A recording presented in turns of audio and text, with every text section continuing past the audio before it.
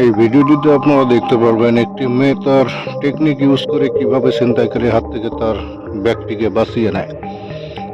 দেখুন, এরকম টেকনিক যদি আপনি অবলম্বন করেন, উপস্থিত বুদ্ধি যেটাকে বলা হয়, সেরকম উপস্থিত বুদ্ধি যদি আপনি ইউজ করতে পারেন যথাসময়ে, তাহলে আপনার অনেক সময় অনেক কিছু বেঁচে যাবে, এমনকি জীবনও বেঁচে যেতে পারে। তো এরকম ভিডিও থেকে আপনারা সবসময় শিক্ষা গ্রহণ করবেন কিভাবে উপস্থিত বুদ্ধি কাজে লাগিয়ে নিজের জীবন, নিজের মাল রক্ষা করা যায়।